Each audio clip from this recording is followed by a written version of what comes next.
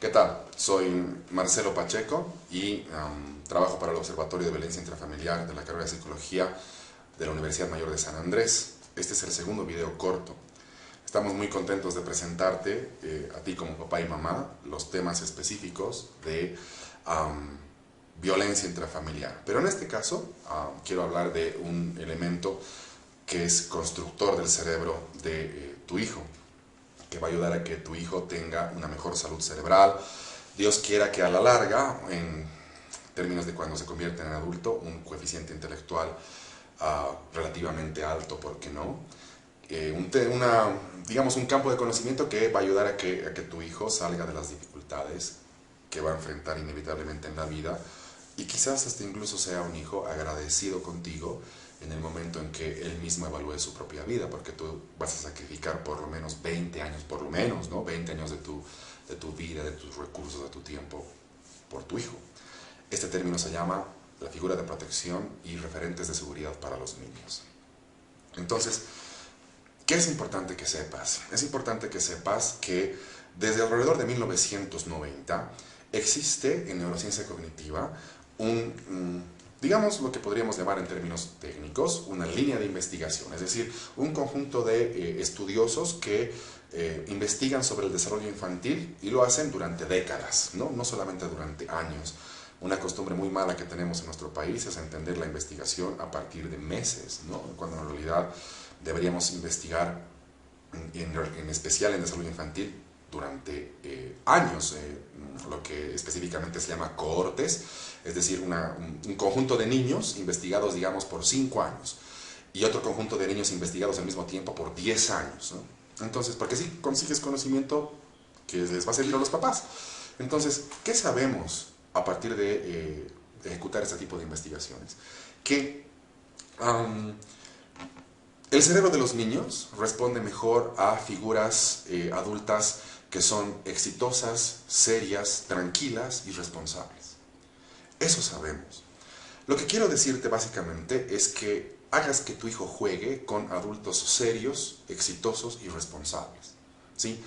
Quiero desechar la noción, con base por supuesto en evidencia científica, de que tus hijos tienen que jugar con cualquier persona y que tus hijos deben tener contacto directo y constante con miembros de tu familia que seguramente tú quieres mucho, pero que justamente no son ni serios, ni exitosos, ni responsables, ¿sí? De hecho, cuando surge este tipo de conocimiento, un gran investigador en México que apellida Domínguez, al finalizar la década de los 90 y al comenzar el año 2010, es decir, durante alrededor de 10 años, él se pregunta y dice, ¿este conocimiento en Latinoamérica será válido? Es decir, ¿será realmente verdad que los niños latinoamericanos también responden a las figuras de adultos serios, exitosos y responsables? Y él ha hecho su tesis de doctorado justamente para comprobar esa hipótesis, y la ha comprobado en casi todos los municipios en los cuales ha investigado en México. Entonces, parece que este conocimiento parecería que sí se cumple para Latinoamérica. Expon a tus hijos a figuras de adultos serios y responsables. Y también eso ocurre en el ámbito de los que prestamos servicios de asesoramiento, ¿sí? Lo que también hemos encontrado es que mientras más alto es el nivel educativo de las personas que se vinculan con niños, ya sea revisándolos, haciéndoles jugar, evaluándolos o dando algún tipo de servicio terapéutico, mientras más alto es el nivel académico de esa persona, entonces más beneficiosa es la intervención que se hace con esos niños. ¿Eso qué significa? Significa que cuando tú vayas a algún centro infantil, al colegio, exijas a esas personas que tengan el mayor grado académico posible. Y dices, mire licenciado, qué lindo que usted esté acá, pero yo la verdad quisiera, con base en evidencia y este curso de la carrera de Psicología de la UNSA, que usted en el siguiente año, ojalá nos pueda informar que ya está iniciando una maestría o un diplomado. Porque mientras más alto es el nivel académico de las personas que interactuamos con niños, parece que los niños se benefician mejor de esa intervención. Entonces te quiero contar algunos datos y te quiero contar además algún tipo de conocimiento basado en evidencia, que es lo que necesitamos. No necesitamos conocimiento intuitivo, necesitamos conocimiento con base en experimentos. Entonces, lo que estás viendo acá básicamente, sí, se llama empatía. Pero te quiero contar una cosa.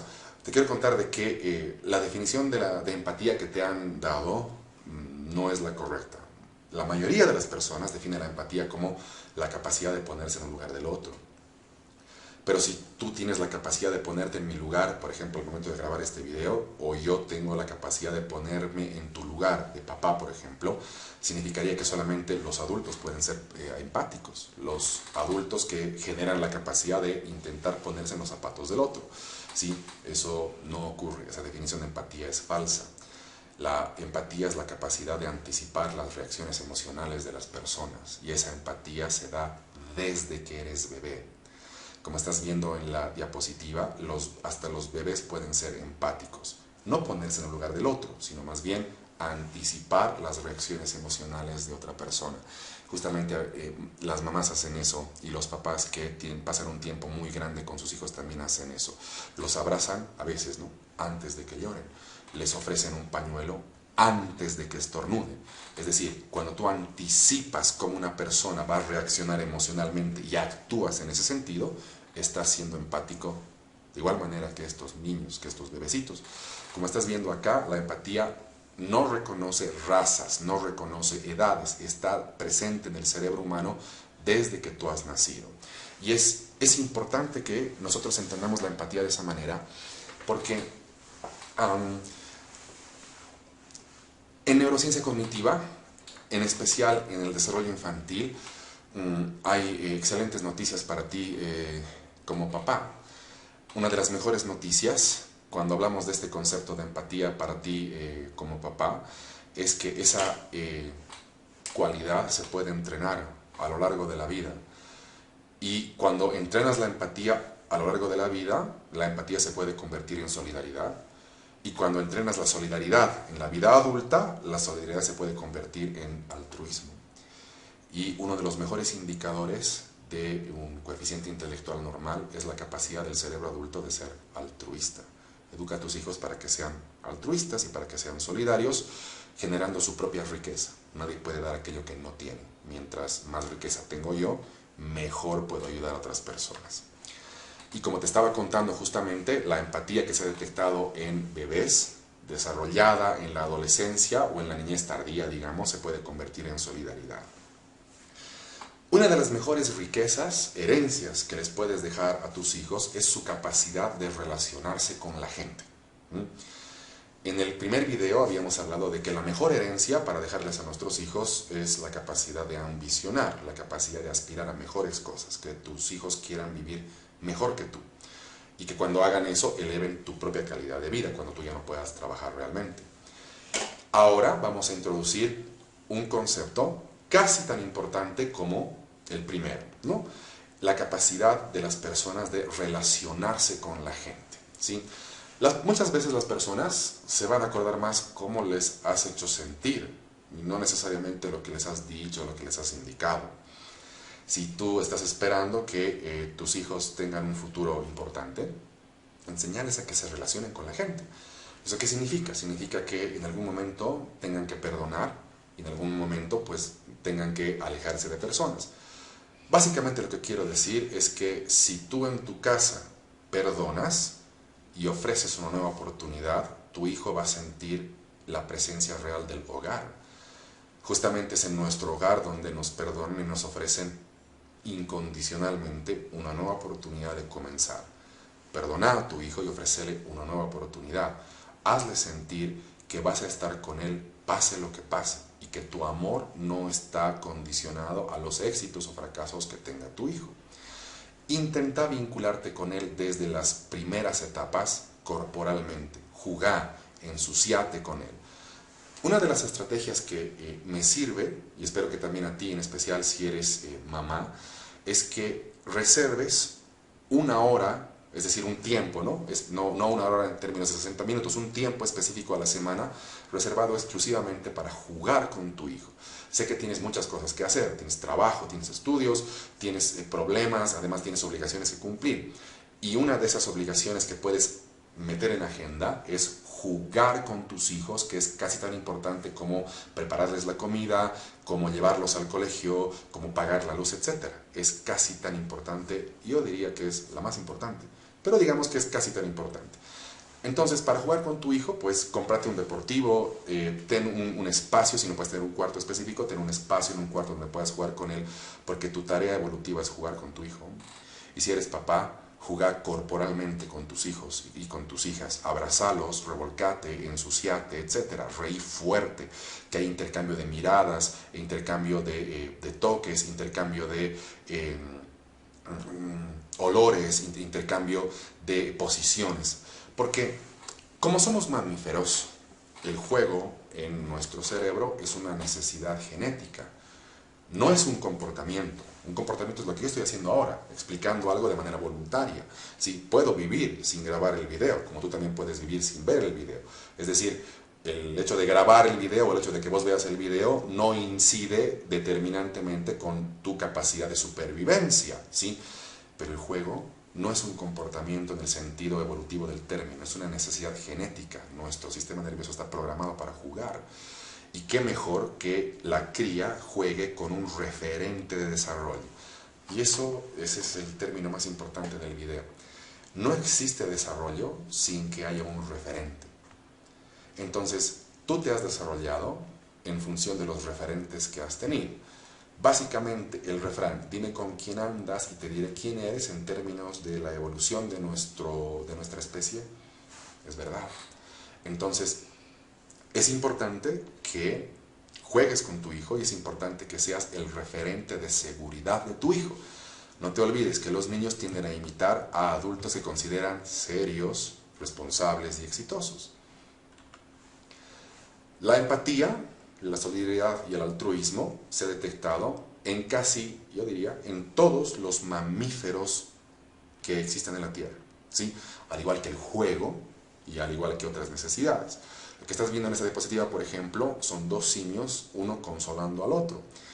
Algo bien interesante de los simios, de algunas comunidades de simios, es que sancionan el incesto, consuelan a machos que han perdido a sus hembras en combate, incluso algunas hembras se hacen cargo de la crianza de algunos simios, digamos, guaguitas, porque la hembra ha muerto o porque no ha vuelto de cazar. Lo que quiero decir realmente es que la empatía y el hecho de cuidar del otro no es una cualidad específica de los seres humanos. Entonces, si los simios tienen la capacidad de cuidar a personas que no pueden defenderse por sí mismas, pues con más razón los seres humanos deberíamos cultivar esa capacidad, en especial en los papás. Ahora, ¿qué pasa con el cerebro de nuestros niños cuando interactúan con adultos serios y responsables? Cuando el adulto se convierte en el referente de seguridad y cuando el adulto perdona los errores de nuestros niños y les ofrece una nueva oportunidad. Ocurre lo que te estoy mostrando acá, en el cerebro. Y te explico lo que está pasando, ¿sí? Las líneas rojas que ves, básicamente se refieren a consumo de sangre en varias áreas del cerebro. Pero las líneas azules que ves se refieren específicamente a puntos neuronales que se comunican entre sí. Como estás viendo acá, ¿sí? La tercera línea de esta diapositiva es donde más sinapsis longitudinales y lineales tienes. Y a vos te interesa que tu hijo genere más sinapsis de ese tipo porque así su cerebro va a ser más saludable y va a poder encarar la labor educativa, la labor de la casa con más probabilidades de éxito. ¿Cómo generamos este tipo de sinapsis en el cerebro de nuestros niños? Sí, porque está comprobado de que estas sinapsis mientras se incrementen en cantidad, predicen hasta cierto punto el éxito académico y predicen hasta cierto punto, como te contaba, el éxito social, la posibilidad de vincularse socialmente con las personas. ¿Cómo generamos esta sinapsis en el cerebro de nuestros niños? Una de las estrategias es que seas el referente de seguridad, otra es que los perdones, otra es que les ofrezcas una segunda oportunidad, pero principalmente que juegues con ellos. Una de las cosas que tienes que saber es que las ciencias consideradas humanísticas o sociales, ¿sí? Le han quitado una importancia muy fuerte al juego. Y ese tipo de, digamos, discurso ha llegado a los papás que piensan que el juego es, algunos, ¿no? Algunos papás piensan que el juego es un elemento decorativo de la relación con sus hijos, o que pueden llegar a pensar de que el juego es algo que tiene que estar presente solamente en periodos de recreo, cuando en realidad es uno de los comportamientos más importantes y más saludables que el niño puede tener. Un marcador de salud mental es que el niño quiera jugar espontáneamente, vaya donde vaya. ¿Y sabes qué pasa? Todo lo que estamos hablando se puede traducir en un término que se llama cuidado de calidad, ¿sí? Quality care, como está en la diapositiva. Y la pregunta que vos ves ahí se traduce de la siguiente manera. ¿Por qué el cuidado de calidad importa? ¿Mm? ¿Por qué es bueno que juegues con tu hijo? Más allá de lo que yo pueda explicar cerebralmente hablando. ¿Por qué es bueno que lo cuides o que lo perdones? ¿Por qué es bueno que seas el referente de seguridad? ¿Por qué es bueno que lo abraces cuando esté llorando y que lo contengas? ¿Por qué es bueno que le des sensación de hogar? ¿Por qué? Porque el cuidado de calidad ayuda a reducir la brecha de oportunidad. Vamos a suponer que hay una familia que vive en las afueras de la ciudad del Alto versus una familia que vive en una de las zonas, digamos, más, ¿por qué no acomodadas, digamos, de la ciudad de La Paz, como puede ser Aranjuez o La Rinconada, ¿sí? Y que esa familia tiene, digamos, un hijo más o menos de la misma edad cronológica. Entonces el discurso político lleva a pensar a las personas de que no existe oportunidad para las personas pobres y solamente hay oportunidad para las personas ricas, de que hay una brecha muy grande en términos de riqueza económica, lo cual puede ser verdad, pero esa brecha de oportunidad, ¿sí?, no solamente depende de la riqueza económica, depende en especial de la riqueza cerebral. El activo más importante de un país es la salud cerebral de las personas, no son los recursos naturales. Por lo tanto, si nosotros estimulamos la salud cerebral de la gente, vamos a poder cerrar la brecha de oportunidad, closing the opportunity gap. Vamos a poder cerrar la brecha de oportunidad. ¿Eso qué significa? Significa que podemos luchar contra la pobreza a partir del buen trato a la infancia que pueden otorgar los papás. Y ese buen trato repercute directamente en el desarrollo del cerebro, o sea, brain development, y sobre todo en las habilidades escolares, o sea, school skills. Por eso es importante hablarles a los papás de eso, entender que los papás son agentes de lucha directa contra la pobreza a partir del buen trato a sus hijos y de convertirse en referentes de seguridad. Y básicamente quiero terminar el video contándote de que un conjunto de profesionales que trabajan para el Banco Mundial durante alrededor de 15 años ha intentado establecer una línea de razonamiento, algo así como una fórmula, ahí una fórmula puede ser un camino, una ruta para llegar a tener cerebros saludables en los niños. Y te voy a invitar a que leas la diapositiva, que te orientes en la diapositiva de izquierda a derecha, ¿sí? ¿Cómo nosotros podemos darles a nuestros niños el mejor comienzo posible, de tal manera que nuestros hijos vivan mejor que nosotros, de tal manera que nuestros hijos vivan más tiempo que nosotros, de tal manera que nuestros hijos gocen de oportunidades que se van a crear en el futuro y que ahora no existen? Un mejor trabajo, una mejor familia, una mejor calidad de vida. Podemos ayudarles a que accedan a esos beneficios dándoles el mejor comienzo posible, ¿sí? El mejor comienzo posible. Es como, por ejemplo, el primer día, digamos, de la escuela, que has ido a dejar a tu niño, lo has abrazado, cuando estaba en kinder, digamos, lo abrazas, le besas en la frente, incluso, qué sé yo, lo puedes bendecir si eso va contigo, y dejas que él entre al curso, ¿no? Y la profesora de kinder o de primero básico los recibe, los abraza, etcétera, pero tú ya no puedes entrar al aula, ¿verdad? Entonces, has intentado darle el mejor comienzo posible para que él se desarrolle por sí mismo. ¿Cómo hacemos eso? Entonces, estos razonamientos están en función de alrededor de 35 años de investigación. No son razonamientos concluyentes, o sea, no es una fórmula realmente, pero es una evidencia bastante sostenida en el caso de que vos quieras orientarte en tu función, en tu tarea de papá. El primer paso es que entre padre y madre existe una relación estable de cariño. La familia es la base del progreso social. Y cuando tú llevas esa afirmación a la evidencia, encuentras de que la familia es la mejor manera de criar hijos para el futuro, ¿sí? Papá, mamá. Y justamente las agencias de cooperación que todavía no se han ido de Latinoamérica, cuando invierten en proyectos sociales, invierten básicamente en eso. Invierten en profesionales que, en mi caso, intentamos mantener a las familias juntas, ¿sí? No dicen necesariamente que el esposo y la esposa, el papá y la mamá tienen que amarse realmente. Dice que tienen que tener una relación estable de cariño. Entonces, Dale con fuerza a la relación que tienes con tu pareja, ¿sí? Busca ayuda psicológica para incrementar la chance de que tu relación con tu pareja sea la mejor. La mejor manera que tú tienes de mejorar la relación con tu pareja es buscar un psicoterapeuta. Y te voy a dar un secreto, no es lo mismo un psicólogo que un psicoterapeuta. Para llegar a ser psicoterapeuta necesitas ser psicólogo y luego estar especializado en psicoterapia. Entonces estamos a tu disposición en el posgrado de la carrera de psicología en la UNSA, en el Observatorio de Violencia Intrafamiliar, para poder orientarte en ese tipo de aventura, la aventura de mejorar tu propia existencia. Una vez que tienes eso, pasas al siguiente paso, ¿sí? La base del desarrollo de los niños es el bienestar emocional, o lo que tienes ahí a la derecha, emotional well-being. Por mucho tiempo, varios especialistas en infancia, psicomotricistas, fisioterapeutas, psicólogos, médicos, pediatras, etc., no se han puesto de acuerdo en qué área del desarrollo de los niños es la más importante. Si el desarrollo físico, el desarrollo social o cognitivo, ¿no? De hecho, por ejemplo, en los posgrados que se ofrecen en la Universidad Mayor de San Andrés, esa pregunta sigue vigente, ¿sí? ¿En qué tenemos que incidir? Pueden preguntar los papás. ¿Tenemos que incidir en desarrollo físico o en desarrollo cognitivo? Pues la evidencia es relativamente concluyente en este aspecto. La base de todos los desarrollos físico, cognitivo, etc., es el bienestar emocional.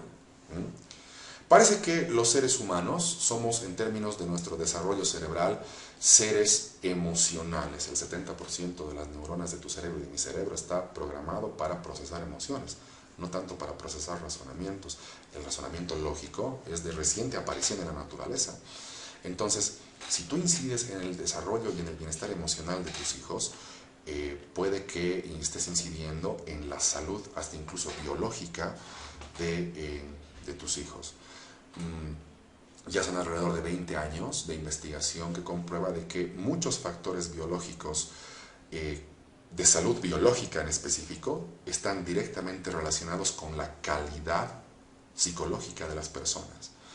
Mientras más tranquilo te sientas y mientras, digamos, de mejor calidad sea tu salud mental, tu salud biológica se va a mantener también buena, alta. El tercer paso es el desarrollo específico del cerebro, ¿sí? ¿Y cómo haces que el cerebro específicamente se desarrolle? Con nutrición. El cerebro de tu niño básicamente va a consumir sodio, potasio y calcio. Y sodio, potasio y calcio más oxígeno e hidrógeno, o sea, sodio, potasio y calcio más agua, conforman la base de funcionamiento más importante del cerebro, o sea, el impulso nervioso.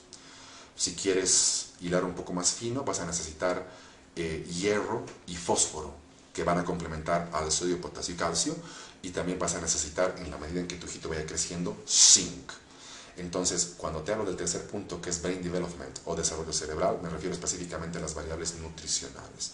Tu niño tiene que estar bien nutrido, porque eso no solamente asegura el desarrollo normal del cerebro, sino también asegura que se pueda defender mejor de enfermedades.